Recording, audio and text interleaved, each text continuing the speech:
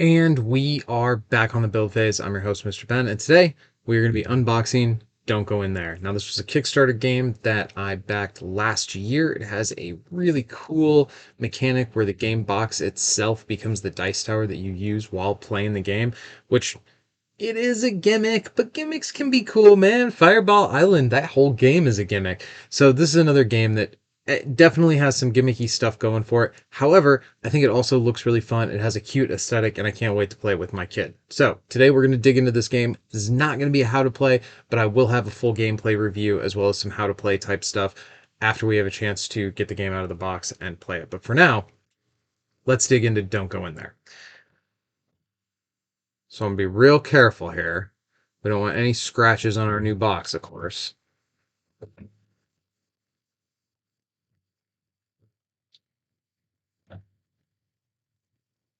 Okay, now that we have the shrink wrap off, this does have kind of an uneven edge here that you can feel, and this is the magnetic lid. Uh, if you do like I do and you grab things in the middle, you're gonna want to be careful, but I could definitely see myself collapsing this if I grab it too hard. Okay. Okay, so that's how the box flops open to create your dice tower.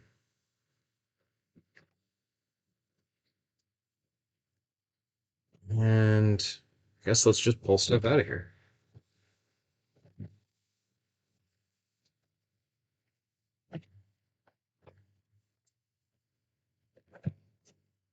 All right, so that's completely emptying the contents of the box. So overall, this is your dice tower layout. Now this, oh, it flaps down like that. Oh, that looks cool.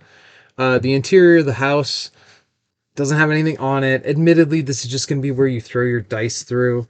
I assume this plastic thing. Yeah, so, well, I'll get to the insert here in a second. Overall, I can't say enough positive stuff about the first impression of how this box opens up, how this package all fits together. Now, of course, first impressions aren't gameplay, eh, but other than sort of the minor detail of it would have been cool to see some art on the interior of this box. Now, there is going to be an insert that goes in there, so you're not even going to see it while you're playing the game anyway, but it would have been cool. Who knows how much extra that would have cost. All right, so we've got our token sheets here. Uh, this, I assume this is point trackers of some kind. There's definitely numbers on there. I know you get ghosts throughout the course of the game as part of, I think, the scoring, but there's a crease on this. I wonder if these are player cards of some kind. Do they do the same stuff? Oh, so this probably folds and then sits in front of you as like a screen. We have a fake Ouija board here. Definition of all the curse cards here on the back of this. Now, I like this kind of quick reference stuff. Now, hopefully this isn't the only place where this is defined. If the definitions of what each of these cards do is not also in the rule book, that wouldn't be ideal. But this looks like a quick reference for the curse cards, and perhaps the Ouija board side of this. There is a little cardboard token that looks straight out of a Ouija board from the 80s, so potentially this is a game mechanic. Uh, Looks like a couple more of these player screens. Are these the same on all of them? If you have the most ghosts, one per. Yeah, it looks like these are all the same. Basic rules of the game. The player with the fewest curses wins. Flashlights let you ignore a die. Alright. So these are the rooms of the house. They're two-sided. So you've got a nursery and an attic, a secret passage and a library, the basement, and the hallway. Let's take a look at this rule book. Yeah, I think this is the layout of the game here. So you've got your dice tower, and then you have your curse cards, and then your three rooms in each game.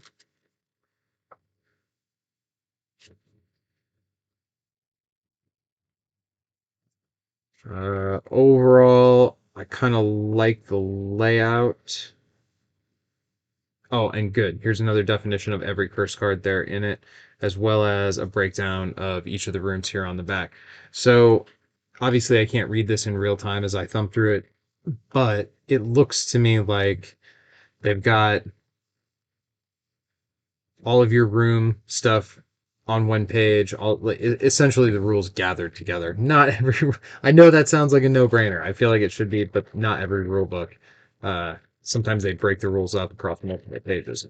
All right, so these are our meeples.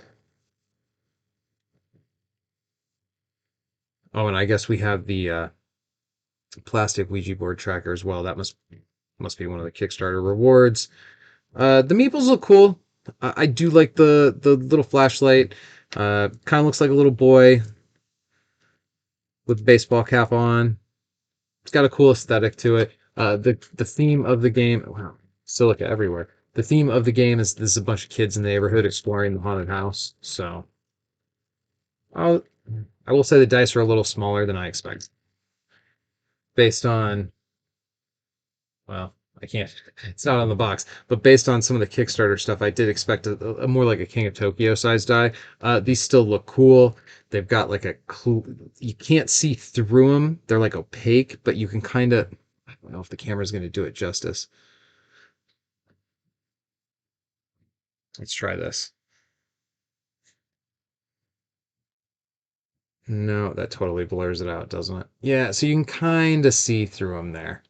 And the faces look really cool. The different Halloween faces have kind of different character to them. We got our spooky guy, our sinister guy. Uh, I like the look of all this stuff, and these are glow in the dark, which is cool. Again, a little bit of a gimmick. I'm not above gimmicks. So let's move these pieces aside. Here's our cards. Now this is the dice tray or the dice tower insert. So this is the part that's going to actually go on the inside of this box. And once it's in there, you know what? Maybe they didn't need to put art on the inside of the box. Maybe that was a premature because now that it's in there, that has like a dark and shadowy look to it. That comes off very cool. Now you can still see a little bit of the white peeking out of the sides, but this is how it's set up. I don't know why I put the dice away before I threw them in the tower. It is a little like kind of bangs around, but the conceit of it is this is like a rickety old house, and I kind of like that it bangs around in there. It might be a little loud for some folks. I think it's fine. I really like how much better the house pops, the aesthetic of it once you get that black insert in there. I love the way or that a little closer to the camera there. I love the way those stair steps look, and you've got like a good set of waffles in there to like randomize the dice. So overall, this dice tower is great. I I like that a lot. So if you're gonna do a gimmick, the gimmick better be good. And this one I like a great deal. I'm excited about this.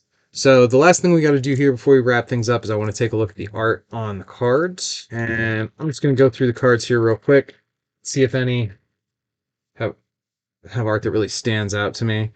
Um, so again, the aesthetic, the card back kind of fits the creepy haunted house theme, but it's not leaning so heavily into it that I think it would be like scary for like young kids. And I do think this game is probably going to target like a younger age set. This is not a horror game for you to play with your hardcore game buddies.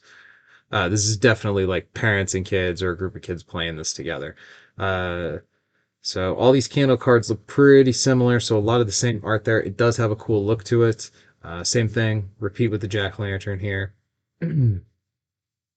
Not a lot going on in the backgrounds, although the centerpiece of the artwork on each of these cards looks very cool. I like this raven a great deal.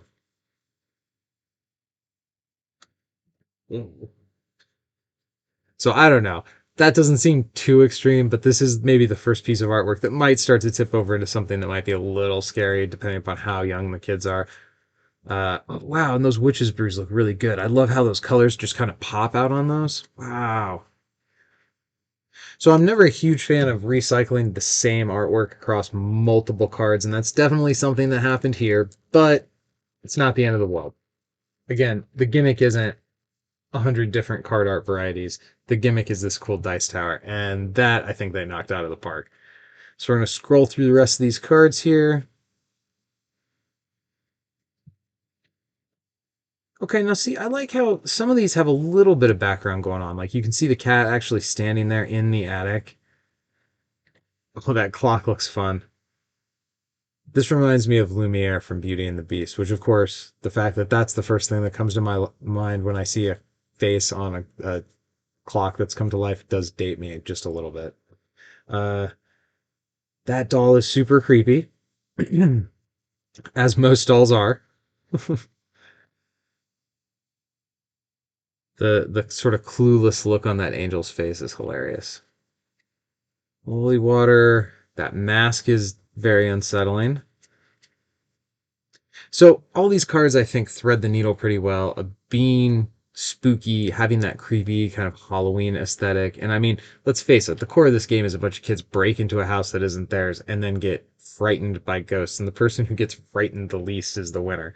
Uh, so there is kind of a dark theme to it if you think about it too heavily. But it doesn't, again, it doesn't tip so far that you wouldn't be able to play this with a kid. In fact, I think this is like Goosebumps level, like the R.L. Stein. I guess that's referencing the same thing, but it's that level. Are you afraid of the dark? Scary stories to tell in the dark. It's that level of quote unquote horror, which isn't really that scary. That ring looks really cool. The face on this living book is great. This to me feels like a clear call out to the Necronomicon, and this dopey Dumbledore looking face here certainly is less scary than the Necronomicon was when it was biting off Bruce Campbell's finger. Oh, the twins. Oh, and every twin has a different art. Now this is cool. So I do kind of wish this presentation hit all the rest of the item cards within the game, that there was unique art on each of these, even if they're functionally the same. Um, oh, I guess there's two of each, so you have to get this. Okay, so it doesn't quite give us unique art on every one. Nonetheless, more art is always better. I'm always a fan of not rehashing the same thing, but I also understand that the art is like one of the most expensive parts of building a game. So, to kind of sum things up with regard to the unboxing, packaging was quick and simple. It looks like we're going to be able to get into this game in almost no time. There's very little that needs punched here. The table presentation of this is fantastic. I think I cut too close of a camera angle here to truly do justice to how cool this box looks. And with the magnetic seal on here, it really does feel, other than the fact that if you grab it right in the point where it's weakest, that doesn't feel good. Everywhere else, I think you can grab it safely. So while there is a gimmick to this box, it's not flimsy. It does feel pretty sturdy. Overall, I feel really good about this game. We'll have to report back soon once we have a chance to get it to the table and talk about how to play it and what the gameplay experience is. So until next time, go win some games.